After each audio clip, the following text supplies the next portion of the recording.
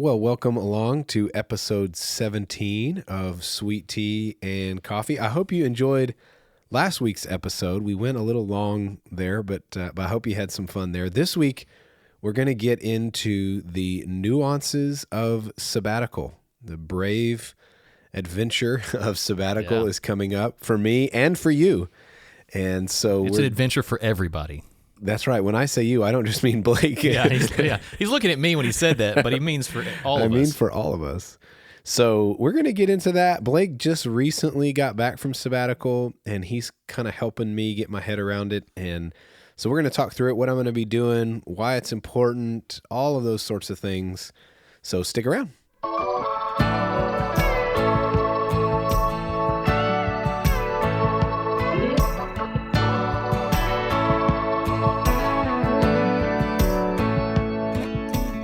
All right, so we said we're going to get into the sabbatical a little bit, and to be honest, the word sabbatical sounds a little bit like a mythical creature.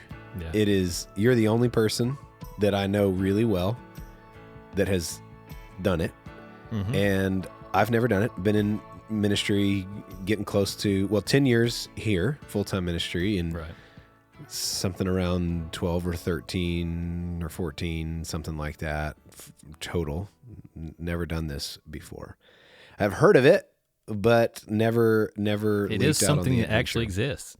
So let's go over maybe the semantics of it. So I'll leave October 31st will be my last day. Sunday. Going out on some chili pie. That's right, Frito. I can't wait for that day. By the way, if you're around, you need to be there. That's going to be a ton of fun. We're going to have Frito pie day at church. So leave the next day, beginning of November, and I will be out in sabbatical until the 4th of January. Yeah, that's a good chunk of time there. That's a good chunk of time, yeah. So that's just kind of the time of it, and I don't know, who knows where this conversation will go. I want to chat through, I think even just for my own sanity, kind of what I'm excited about, what I'm nervous about, what it even is. Hope to be able to even, for you, church family, for you to even be able to wrap your heart and mind around it. Because I was thinking about this morning. This is not something that I'm doing. This is not some lone adventure that I'm doing. This is something that we're doing together. Yeah. That we're all participating in. It's a gift from a congregation to a pastor to be able to do this. And I think it says a lot about the kind of pastor that a congregation wants. Yeah, if sabbatical is a priority. And for this church, I don't know the history of when this church began to do sabbaticals.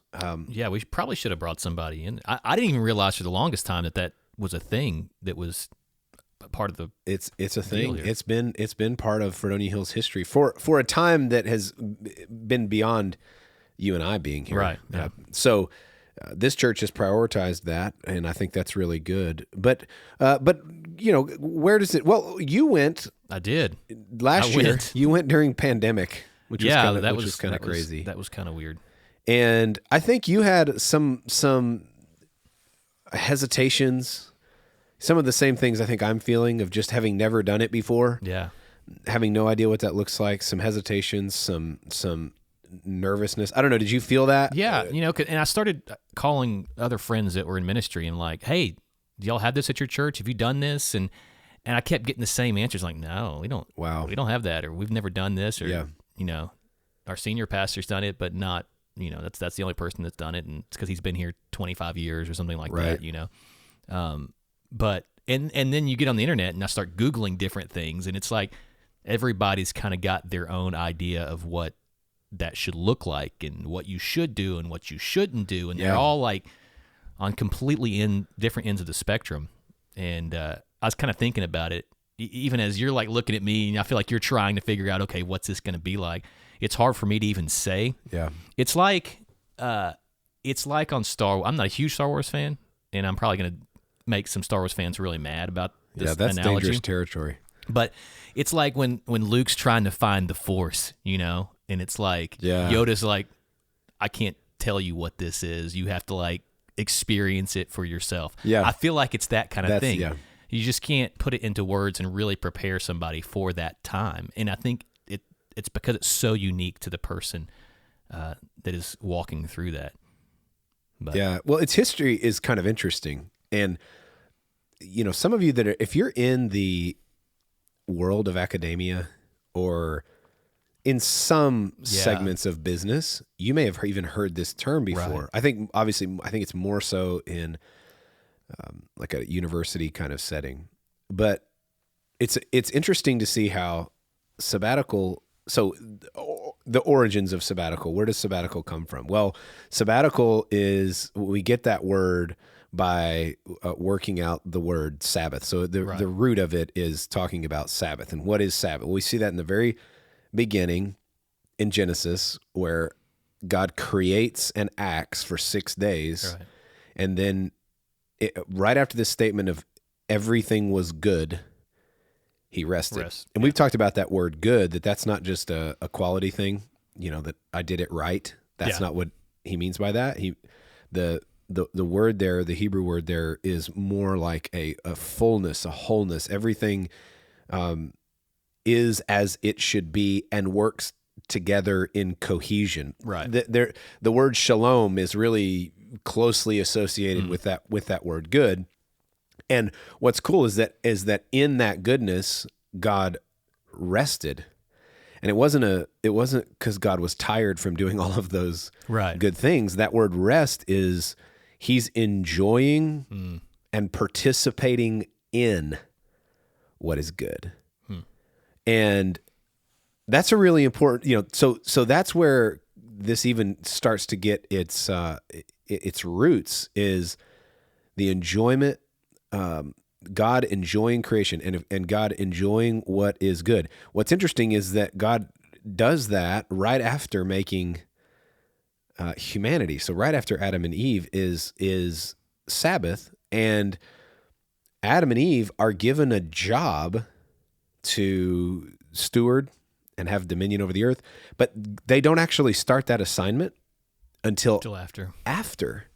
And I that dawned on me. I heard somebody teaching on it, and just it was a light bulb. And their statement was, and it's such a powerful truth, that human beings were made to work out of rest, not the other way around. Yeah. And the way we distort work is that we don't work from rest. Right. We work until we can't. We work until we're dead, and then we think that rest is recovery. But that's not the way it was in the beginning. So all that to say is that when the church really grabbed hold of this idea of sabbatical, particularly as it related to pastoral staff, it was this idea of renewal, of enjoyment of God's presence, and of focusing and a depth that is necessary for pastoral work. So earlier I said, you know, giving a pastoral staff sabbatical is indicative of the kind of pastor that a church wants. Right. Because what that church is prioritizing is a pastor that is prayerful and rested and connected to the presence of God. Yeah. And I just think that's an incredible thing for a congregation to value, because the truth is that there's a lot of pastors running around out there that no fault of their own, but they're not working out of rest. They're worn to a frazzle. They have there's no creativity left. There's nothing comes out of prayerfulness. It's all out of this very empty space, and that's heartbreaking, because that's not where pastoral work is supposed to come from. So anyway, that's kind of where sabbatical. What's interesting is that, so then I mentioned academia earlier. Academia grabs this and is like, yeah, this is really good. You know, the people that are supposed to use their minds to engage in work, if they're going to be creative and thoughtful, they need rest. Yeah, there's got to be a pause. Now, for academia, the idea is that you step away and those sabbaticals can be up to a year long, for every 7 years work. And those are oftentimes more work related, where it's, okay, you're going to publish specific or write task, or study. Right. Yeah. And what's funny is, so the church starts sabbatical. Well, God starts sabbatical. Right. And then the church really hones it. Academia steals it.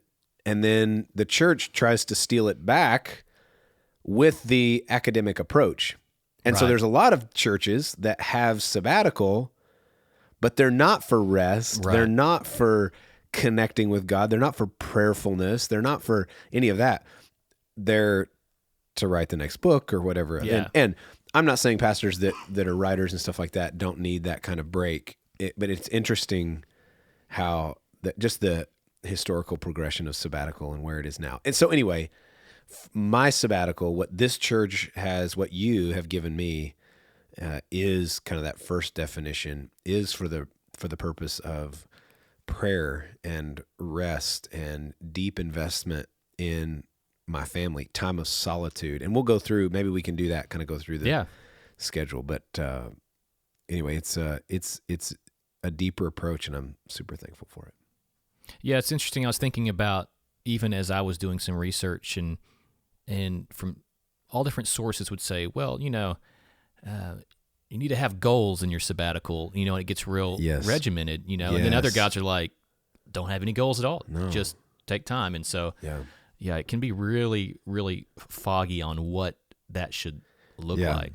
Because, say you have a goal, I'm going to read 10 books while I'm on sabbatical, then that's like almost regimented work in itself of like, I got to keep up with this reading plan, or I'm not going to meet my goal that I have at the end of the sabbatical. Yeah, that part has been really interesting for me.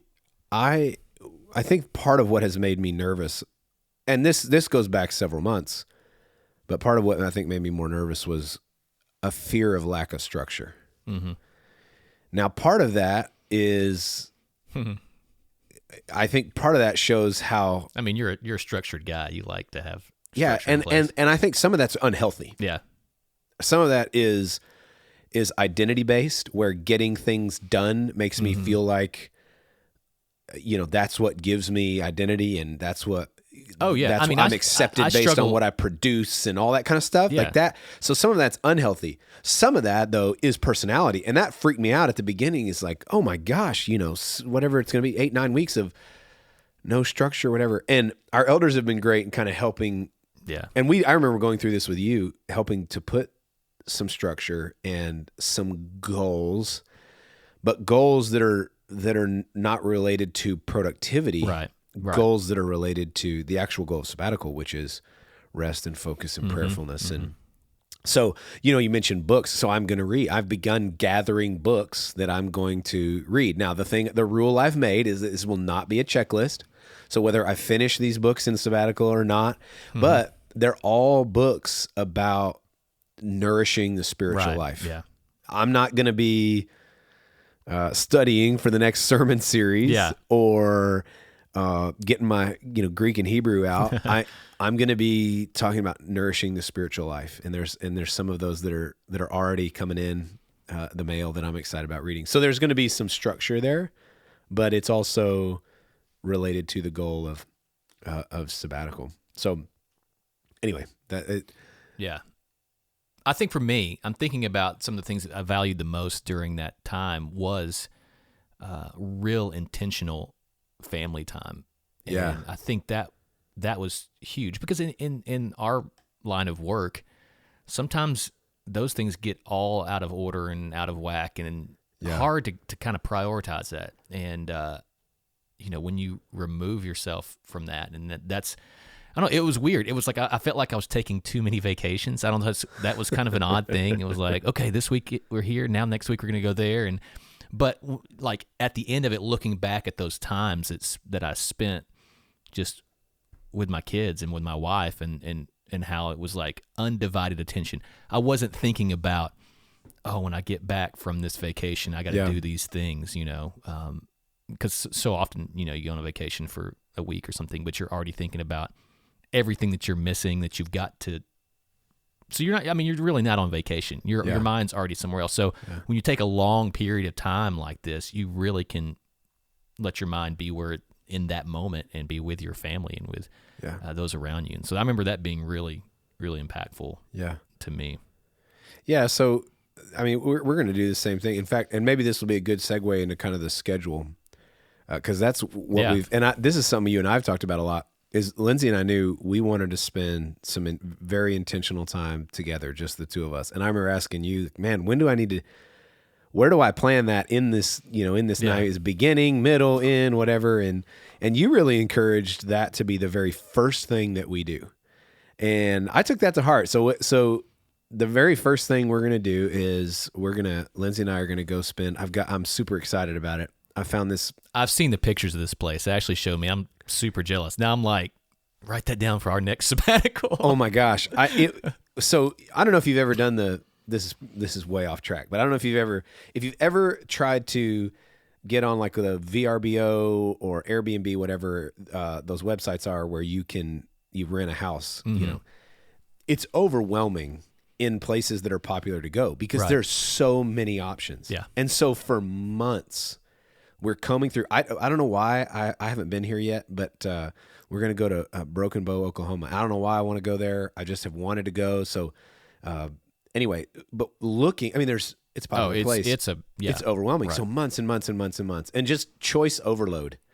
And then we kind of pick a night where we said we're going to make a decision.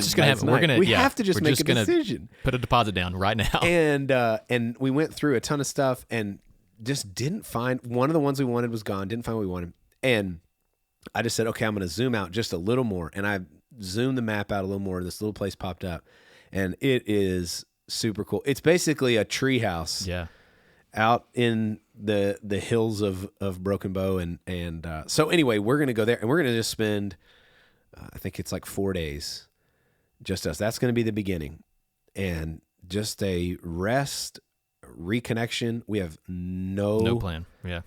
Plan. We're going to eat and hang out. It's it's interesting because when we did Ashley and I's kind of trip like that, we didn't have any other option you couldn't really make any plans. It was like right when true. Everything was shut down. The pandemic was like really kind of ramping up, and we could eat outside certain places, and it was so we were really, and I say forced, we were privileged to just spend a lot of time, just the two of us, just doing hardly anything, which was super beneficial, I think. Yeah, and that's charted the course. So that's exactly what we're going to do. We're just going to enjoy creation, and read together, and just sleep past 5:45, and who knows. So that's how we're gonna begin, and then we're gonna be home for a little bit of time, and then not long after that, I will be going to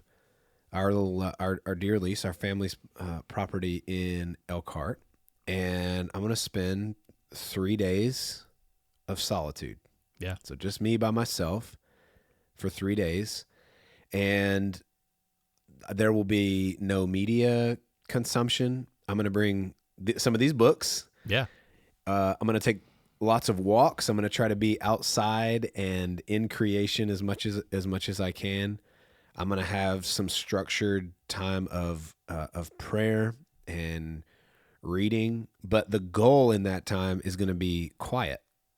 So I think one of the things that encroaches on us so much is noise. Yeah. There's noise from everywhere. And I just need some time where there's no noise. Yeah. And that's going to be really hard. Oh yeah. I've done this before, and it's always very challenging, especially the first few hours. You realize how quickly, or you realize pretty quickly just how noisy your world is. Yeah. And when you get away and you're not immediately, receiving an email or a text message or watching this show or that, or doing, listening to this, and you go, wow, my world is on the normal is really noisy. So, but I'm just going to be by myself, and I'm really excited about that. That'll come up. Then my family will join me, and we're going to spend, I think it ends up being like 12 days. Wow. Just out there. And that's so good for us because it's a place that we love. Yeah. That is so life-giving to us, that our family loves. So we're going to be there. And then we'll come home, and interspersed in that is holidays, so you got Thanksgiving in there, and we're excited about that. Our families are excited about that because it's the first time we can actually do a holiday without having to rush back for a Sunday and stuff. And then also dotted in there is visits to a couple of churches, and I'm excited about that. I'm going to make a couple of surprise visits to some churches, and just, I say surprise, nobody will know who I am. I don't know why I said it that way. You're like, but, my goodness. Yeah, I don't mean surprise. The pastor from Fredonia Hill, he's here. That sounded so weird. But I just mean just some random places. I've got some picked out. But then we're going to, so after the time at the Deer Lease, we'll come home. And I think one of the things I'm most excited about, you guys heard me talk, I don't know, it's been 5 or 6 episodes ago, just about the guy that in high school I kind of credit was saving my life and pointing me towards ministry and teaching me so much about the Lord. I'm going to get to go to Arkansas and spend some time with him. Yeah. And really cool. What's cool is that I was hoping this would work, but 2 of the other guys that were in that group with me are going to come with me.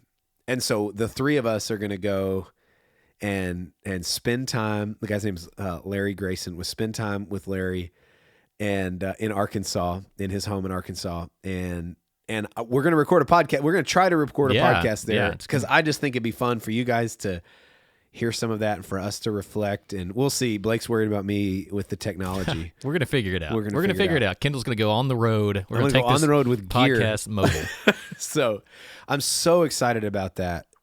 Just going back to and appreciating a relationship, going back to this like enjoyment of what's good and what's life-giving, and just to go back and be able to enjoy that relationship, to in some ways, I think, say thank you, to reflect, to, I don't know, all of that. I don't know what all is going to come, but you just have this sense that when something's going to be really special and you don't even know how to describe, I think it's going to be really special. So I'm really excited about that. And those are kind of the 3, I would say those are the 3 kind of main things. And then, interjected in that is his time at home. You mentioned time with the kids. Lindsay's excited. I'm going to be able to help with homeschooling for the first time ever. Yeah, that's interesting. Do math with Shiloh and do some homeschool. So I'm excited about that too. Yeah, we didn't do that whenever my sabbatical was during the summertime, and so which was great because we did a lot of family vacations. Our families, Ashley's family, my family, do a lot of things in the summer, so we were able to be a part of that a little bit more than what we would normally be a part of. I think though, thinking back to those weeks, one of the weirdest things is not when you're in ministry, and we've been in ministry, both of us, for a long time, is not doing ministry on a Sunday. Like, it's really weird. Oh, I'm sure. Especially after it's been 2 or 3 Sundays in a row. Yeah. You're used to maybe having a vacation day here and there. Yeah. I'm sure that's very weird. I don't know how to describe it, but it's going to be interesting. Yeah. I mean, I won't prepare for a sermon or preach for 10 weeks, whatever it's going to be. And then, you mentioned going to other churches. That's always a unique experience because we never get an opportunity to see what other churches are doing other than like getting on a live stream or something and watching something. But to actually go and participating in a service that you have no responsibility whatsoever. Now, that's going to be like, it's like a cleansing process because the first time you do that, you're kind of like... Are you analyzing a lot? Yeah, you're analyzing a lot and you're like, oh, should they be doing that? Or Oh, that's a good idea. We're going to bring that on. Yeah, or maybe I think you'll help that guy. But I think it'll be interesting listening to, and I've read some other people talk about this. They've talked about appreciating the sermon so much more because you have the opportunity to appreciate the sermon so much more because as you look at whoever's delivering that message on a Sunday morning, you kind of know what life has looked like over that week. You know the work that they've put in. You know the way that they've thought about it. You know that the way that they've wanted to bring the word of God alive, but they've been thinking about specific people in the congregation. Yeah. And I think again, I've never done this, so I don't know, but what I've read is just that there is a much deeper appreciation even for the sacred task that you've been given. Right. By allowing or by sitting under somebody else's preaching. You appreciate so much more just how precious the opportunity is that people give you every week to speak into their lives. And so I'm really looking forward to that. There's a few guys I already know I'm going to go listen to, just friends. Yeah. That I think will be good. Some of them here. And so if I show up at a church around here, it's okay. It's okay. Yeah. It's okay. I'm not going anywhere. I went to, one of the ones I went to was here in town, and I definitely got some looks like, wait a second. Wait a minute. Don't you have somewhere to be right now? That's right. So, some friends, and I'm excited about that because I never get to do that. So anyway, that'll be good.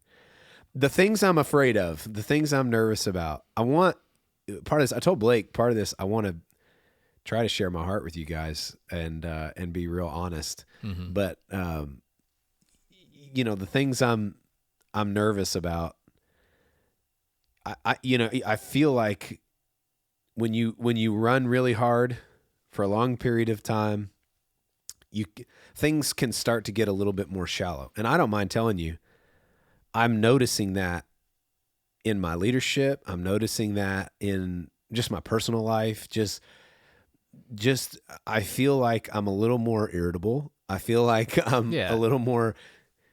I'm not saying shallow. And like I agree, but I'm thinking like you start to notice little cracks. Yeah, it's not little like there's cracks. Major problems, but you're like, oh, that's not normal. Yeah, and so I think knowing that you have this, or I'm not speaking for everybody. I don't know if you experience this, but I have this sense that I already know that there's things deeper down that God needs to touch in my life.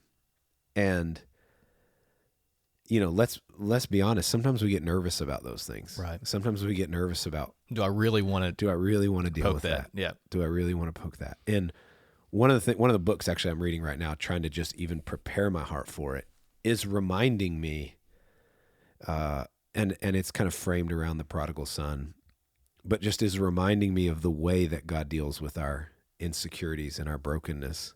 Yeah. And some of my fear is starting to calm down a little bit because I'm going, okay, I know that there's things that God wants to do in me, but God's not going to be a jerk.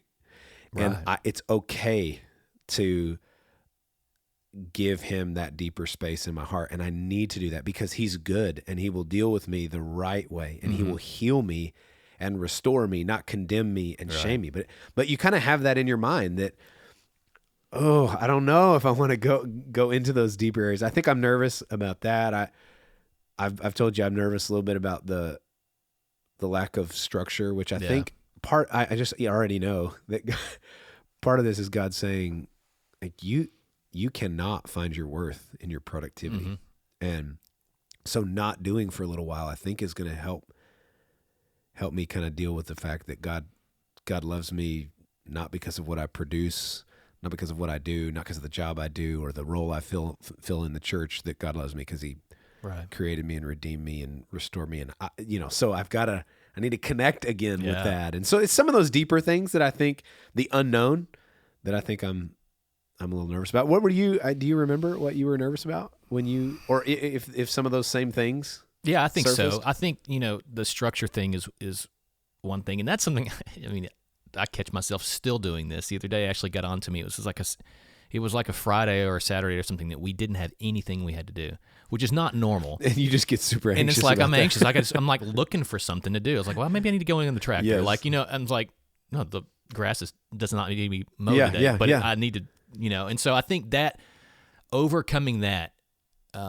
is kind of difficult. And that's part of the reason why I was like, okay, you and Lindsay need to get away. The first thing you need to do is probably get away and do something. Yeah. And just like disconnect. Like a big detox. It's like a big detox and disconnect without any kind of agenda. Because if you're at home the first couple of weeks, you're gonna like start building some sort of routine that you might slide into for the rest of your sabbatical kind of thing. And so Ashley and I didn't go on our trip first. It was early on. The first thing we did was a family vacation, which was a similar kind of deal. We just got away from town for a week, and so that kind of helps with that breaking that cycle of having specific routines and structures that in your mind keep you from not going insane, but really they're doing the opposite. So yeah, it's funny you say that because the other day, this has been probably a few weeks ago, actually, on a weekend. It was the same scenario. We had nothing to do. Yeah.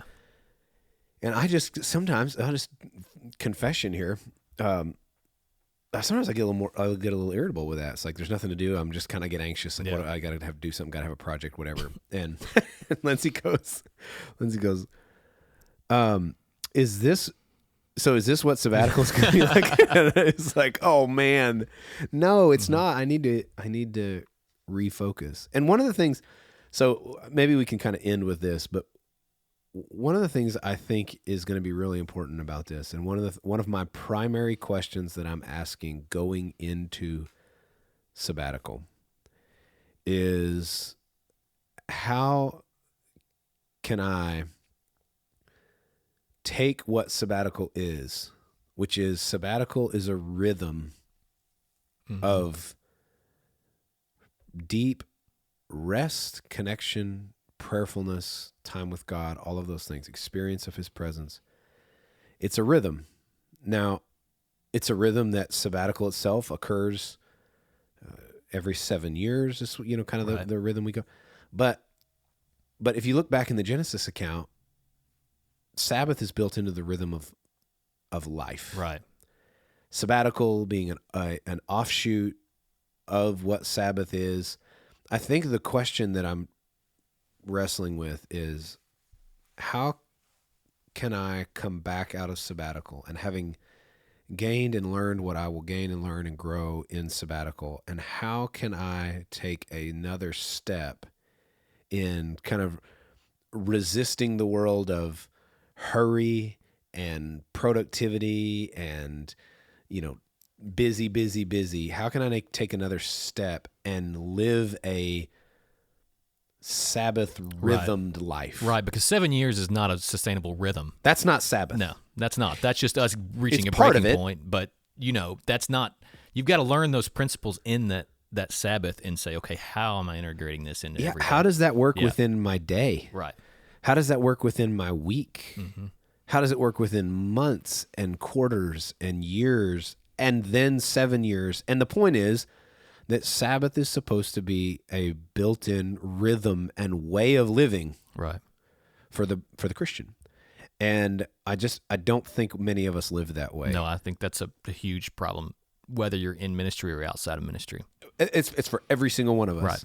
Sabbatical is a Sabbath way of living, but a Sabbath way of living is supposed to be true for every single one of us. And I think we ought to all be,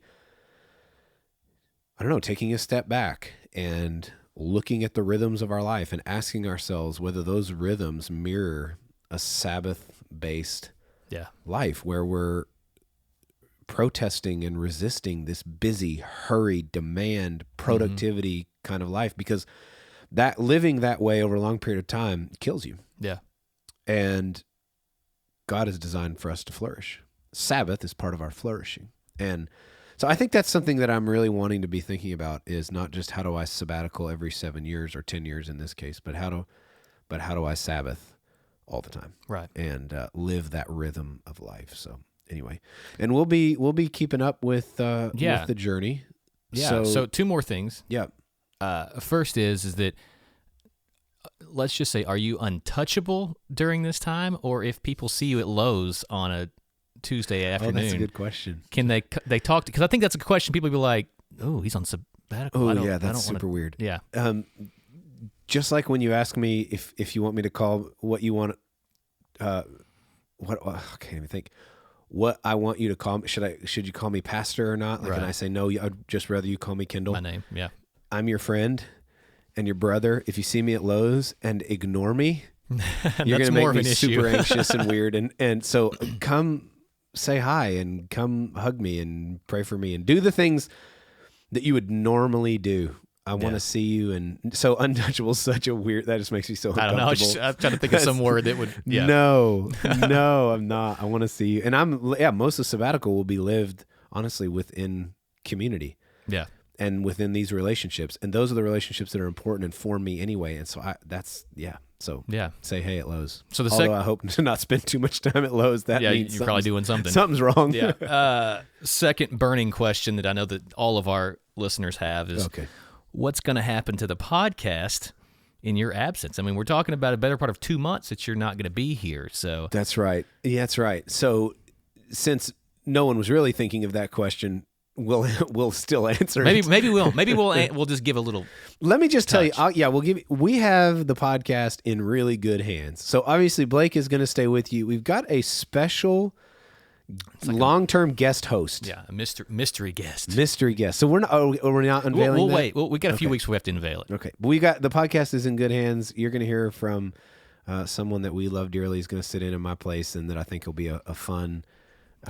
Different voice in here, so that'll be. And good. They like the word is they like coffee, so they fit that role. You know, after last week's episode being so rebuked by that, I didn't even mention what I was drinking today or anything like that. Yeah. So no shade thrown. I've been rebuked and repented, so I'm turning over. Thanks, Todd Wright. I'm turning over a new leaf in my cynicism towards non-coffee drinkers. So, just kidding. But yeah, the podcast will be in good hands. And one of the episodes, kind of midway through Sabbatical, will be kind of a check-in episode. So you're going to hear from me twice. You're going to hear from me. I'm going to come in and just sit down with Blake, and we're going to do kind of a how's it going, sort of podcast. And then you're also, hopefully in that time, also going to hear, if I can get the technology right, you're going to hear from my time in Arkansas with those guys. And so you'll hear from me a couple of times during that. So he'll be back before you know it. Before you know it. That's right. And so excited for the voices you guys are going to get to hear while I'm gone. And we can get into that like right before I leave. Who's going to be preaching and how that's going to work. But man, it's going to be so rich, so good. And I'm excited about it. So there's a little bit of Sabbatical. If you've got questions about that or anything else, please don't hesitate to reach out to us at stc@fredoniahill.org. And I think that will be a wrap for today. That's it. Adios. See ya.